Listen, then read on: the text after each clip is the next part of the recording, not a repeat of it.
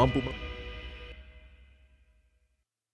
Suasana pertemuan di antara Presiden Prabowo dengan Presiden kelima Republik Indonesia, Ibu Megawati Soekarno Putri, berlangsung sangat akrab, penuh kekeluargaan dan saling banyak bercanda.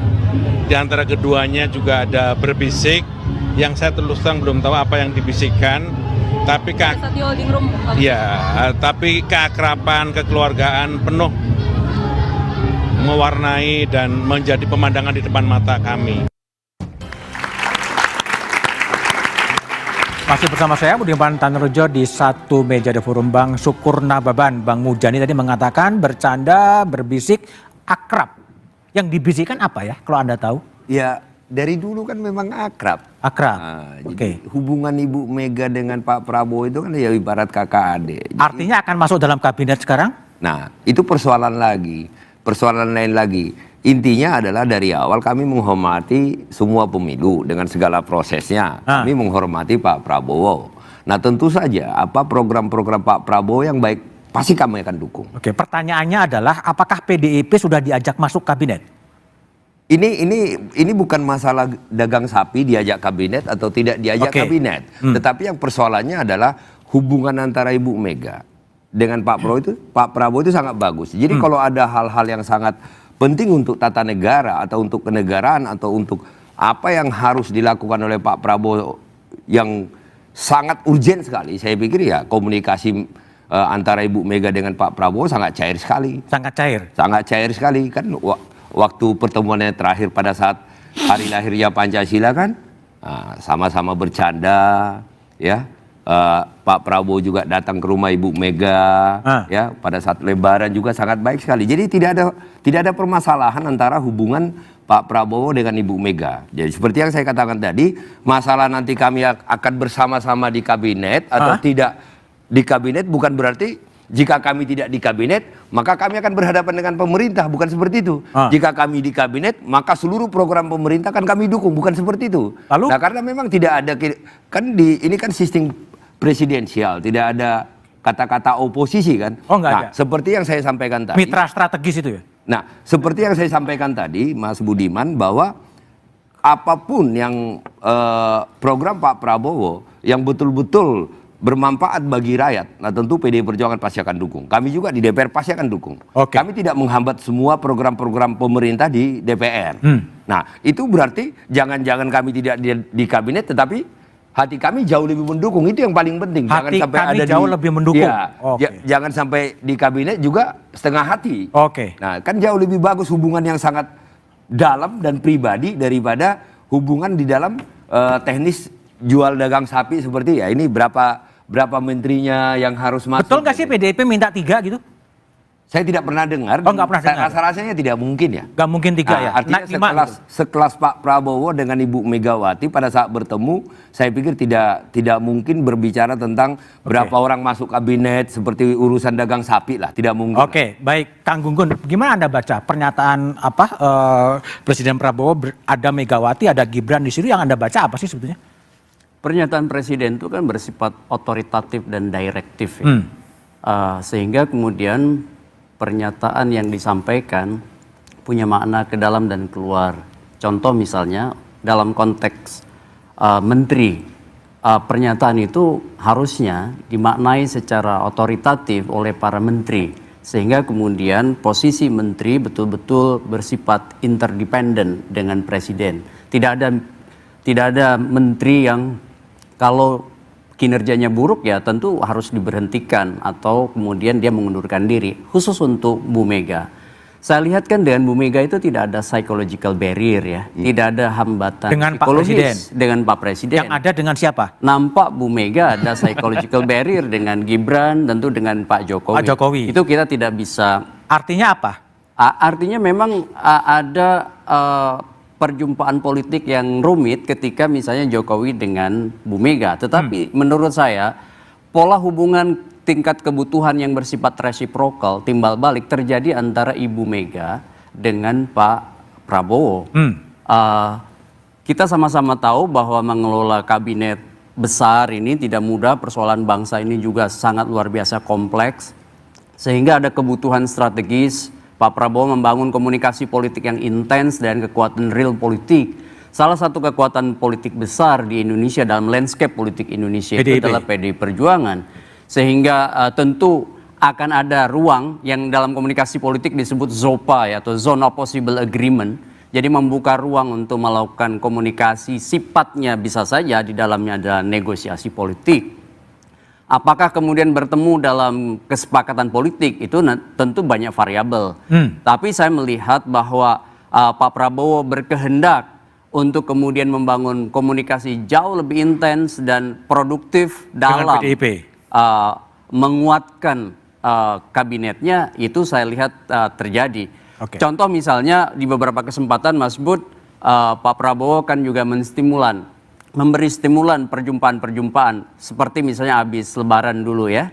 Kemudian juga kemarin narasi-narasi kedekatan Pak Prabowo dengan Bu Mega itu kemudian juga diartikulasikan oleh elit-elit sekitar mereka. Dan sekarang apakah kemudian nanti berlabuh pada posisi dan sikap politik yang jauh lebih harmonis dan ada di dalam, itu menurut saya akan bergantung pada hitung-hitungan politik PDI Perjuangan. Satu, menjelang prakondisi Kongres.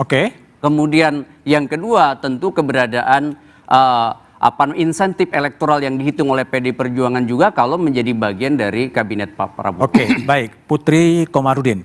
Seandainya memang tadi analisa Gun-Gun mengatakan ini adalah upaya untuk masukkan PDIP ke dalam, posisi Golkar jadi gimana?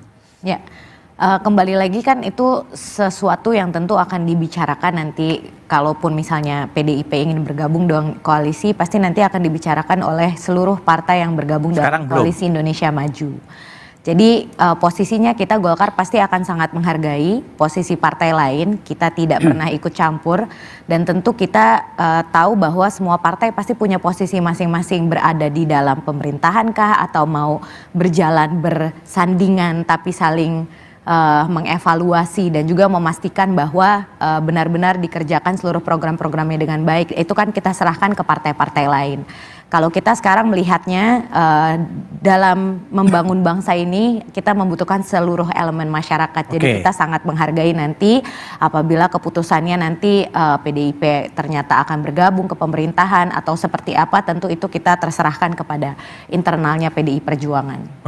Bung Adi, jadi kalau lihat konstelasi begini sangat besar kemungkinan PDIP akan masuk. Ya, kalau soal PDIP masuk atau tidak, bagi saya ini soal waktu sebenarnya. Soal waktu ya? Soal waktu, bisa besok, bisa lusa, atau setelah Kongres. Atau sekarang udah sebetulnya. Iya, tapi bagi saya Bang, secara prinsip, kalau saya sebagai rakyat berharap PDIP tidak masuk. Tidak masuk ya? Karena kalau PDIP masuk ini 100% kekuatan politik akan menjadi bagian dari kubu pemerintah. Itulah yang oleh Misner disebut dengan peril of presidentialism.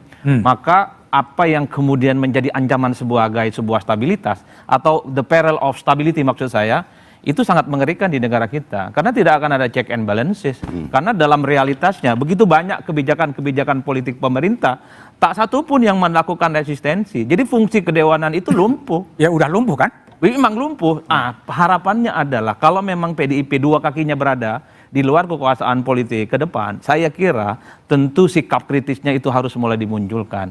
Itulah yang saya sebutkan, bagaimana saya berharap betul partai-partai yang saat ini berada di luar itu tidak menjadi bagian dari koalisi pemerintah. Nah yang kedua dari segi PDIP, ini dari segi kondisi politik tidak memungkinkan. Sekarang kondusif.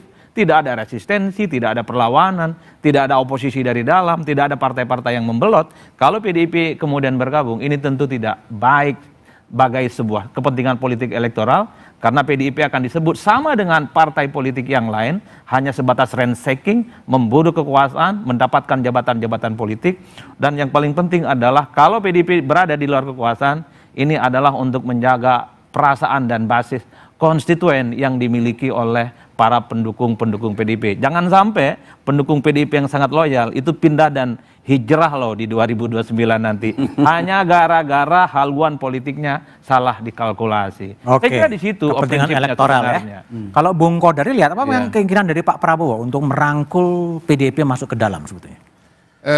Saya lebih melihatnya sebagai bentuk komunikasi dan implementasi dari pemikiran politik Pak Prabowo yang memang sangat mementingkan persatuan dan kesatuan. Dan Pak Prabowo juga sudah menyampaikan pesan ini secara konsisten ya, dan berkali-kali bahwa suatu bangsa itu baru bisa maju kalau elitnya bisa bertemu, bisa bersatu.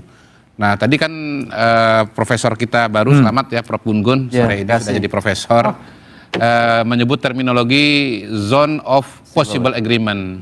Kalau kita bicara zone of possible agreement, mungkin kacamatanya lebih kacamata taktis dan politis ya Mas ya. Tetapi saya melihat dalam konteks keindonesiaan dan konteks Pak Prabowo, yang namanya kebersamaan elit atau pertemuan elit itu lebih dari sekedar zone of possible agreement, tetapi memang ini satu ideologi yang betul-betul menjadi bagian dan budaya bangsa Indonesia. Itu sebabnya kita lihat bahwa Pak Prabowo komunikasi dengan semua, dengan Pak Jokowi, dengan Pak SBY, juga dengan Ibu Megawati. Dan komunikasi ini dilakukan terus-menerus dan dalam berbagai konteks. Dan menurut saya sih kalau kita membicarakan pada hari ini pertemuan antara Pak Prabowo dengan Ibu Mega, jangan dilepaskan dari pertemuan sebelumnya. Misalnya pada saat Lebaran.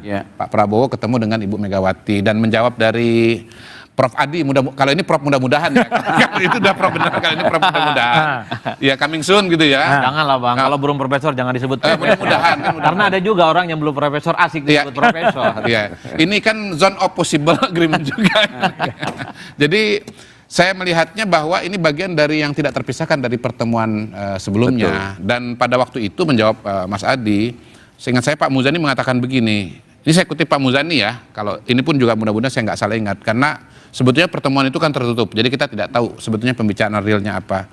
Mas Muzani itu mengatakan begini, bahwa PDI Perjuangan tetap di luar, tetapi kalau sewaktu-waktu diperlukan, kalau penting banget ya, dalam tanda kutip mungkin darurat ya barangkali ya, PDI Perjuangan itu siap untuk mendukung. Jadi saya kira kerangkanya kira-kira itu tidak akan mengkhawatirkan Mas Adi bahwa PDI Perjuangan tetap di luar kalau bicara pemerintahan, tetapi kalau bicara hal-hal yang darurat maka PDI Perjuangan siap memberikan dukungan apabila diperlukan. Dan menurut saya kacamata darurat itu gimana darurat itu? Ya kita kan berada dalam dunia yang penuh ketidakpastian ya pada hari ini ya. Ada krisis hubungan antar negara, mungkin ada krisis pandemi ke depan, walau alam kita nggak tahu, kemudian krisis bahkan bisa yang namanya perang ekonomi, perang tarif dan seterusnya. Jadi saya kira mungkin hal-hal yang katakanlah kan kalau kita ada buat perjanjian itu apa namanya, kalau ada kejadian khusus itu klausa khusus Force major. Force major, nah itu dia. Jadi klausula umumnya PDI Perjuangan berada di luar, tapi kalau force major siap dukung, kira-kira begitu. Bukan gitu. Dukung dalam pengertian jadi menteri, tapi mendukung kebijakan-kebijakan yang tapi kan sudah mendukung semua kan Bang Sukur, PDIP? Ya, tadi saya katakan kan. Atau tergantung penting, Kongres ya? Yang paling penting dalam sebuah hubungan itu adalah tidak ada hambatan psikologis. Itu bisa berkomunikasi dan itu jauh lebih penting daripada perjanjian politik. Perjanjian politik masih bisa dilanggar karena ada kepentingan-kepentingan kekuasaan. Nah, tetapi kalau sudah hubungan yang sangat dalam, nah seperti kakak adik, dan sepertinya memang ya saya tahu persis hubungan antara Pak Prabowo dengan Ibu Mega seperti itu. Nah, makanya saya pastikan itu tidak mungkin ada pembicaraan apakah nanti masuk kabinet atau tidak kabinet. Nah, itu pasti berbicara tentang persoalan-persoalan bangsa yang kita hadapi sekarang ini. Itu pasti yang didiskusikan. Itu saya yakin. Itu mungkin poin saya bahwa ini bukan soal zone of possible agreement dalam kacamata taktis politis ya. Ini hubungannya kultural bahkan hubungan personal gitu. Personal. Begini, pertanyaan adalah kalaulah PDIP kemudian akan masuk dalam kabinet, kemudian siapa yang bakal keluar?